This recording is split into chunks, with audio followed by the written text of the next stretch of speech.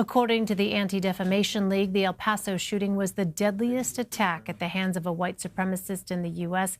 in 50 years. CBS News Chief Justice and Homeland Security correspondent Jeff Pegues reports on what the FBI is doing to stop these tragedies before they happen. Minutes before opening fire, investigators believe accused El Paso shooter Patrick Crucius posted a manifesto to 8chan, an online message board used by extremists. Last night, 8chan was kicked off its cloud service. But George Selam, a former DHS counterterrorism official, says that won't silence hate talk. Nationalists, they're going to find another forum to gravitate to. They've been systematically kicked off of Facebook and Twitter and other mainstream channels for the past several years. They've gravitated to other places in online fora where there are less rules and it's less restrictive. Hate crimes are on the rise, up 9% in America's 30 largest cities last year. The problem is growing so acute, the FBI last night released a rare statement warning of the continued threat posed by domestic violent extremists and perpetrators of hate crimes. The FBI says it has 5,000 open terrorism cases. 850 of those are domestic terrorism.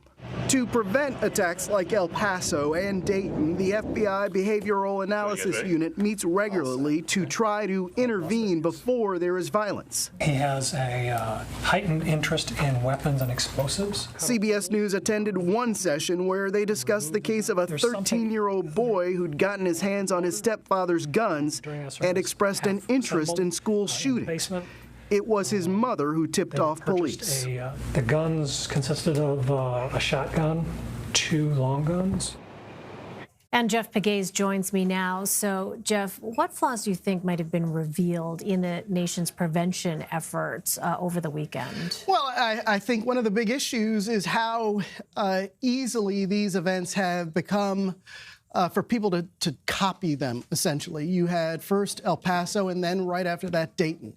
And this is unprecedented in the way these types of attacks have unfolded back to back like that. But we've always been warned by law enforcement that there is this possibility of these copycats occurring, because when some of these people see these incidents on television, essentially, or they see something unfolding online, it gives them ideas. And frankly, that is something that law enforcement across this country has been concerned about for some time. So we heard in your piece, Jeff, that extremists gravitate towards online platforms before taking action and actually attacking. But just taking down these messages doesn't really seem to be enough. Is there a more effective strategy that the FBI is considering? Well, I don't know if it's an FBI problem specifically, but, you know, this is really something that lawmakers are probably going to have to grapple with, because when you shut one site down, maybe a site like 8chan, for example, where some of these manifestos, if you will, these blueprints for these attacks tend to pop up,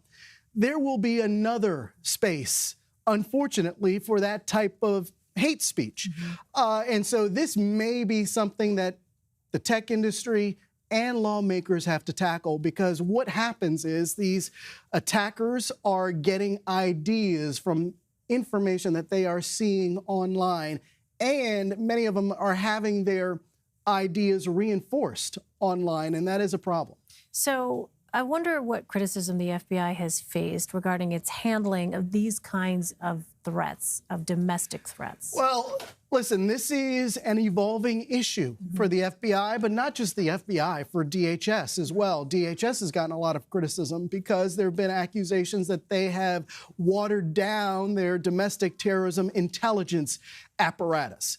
And they don't have the information that they need to confront this growing threat. So it's DHS, FBI, but I can say for the FBI, it has evolved in how it is confronting these threats. We know that they've started this fusion cell in April of 2019, so April of this year, that brings both domestic terrorism agents with that expertise and agents who handle hate crimes together in this fusion cell. So it's a better way of sharing information and confronting these threats. And they are working on these latest active shooter situations. And Jeff, just to clarify here, is there a federal charge for domestic terrorism? Well, if you talk to top officials at the FBI, they will tell you that they don't have the tools that, of course, they would want. In other words, the statutes on the books, the laws on the books, don't give them as much latitude to investigate certain cases as if they were dealing with an international terrorism-related case. And so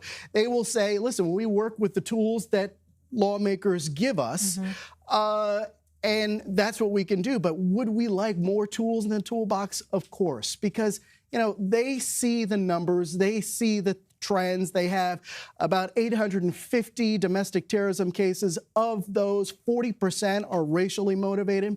So they see the trends here in the numbers, and they know that they have to evolve to address this growing threat. Really disturbing to hear those statistics. All right, Jeff Pegues for us. Jeff, thank you very much. My pleasure.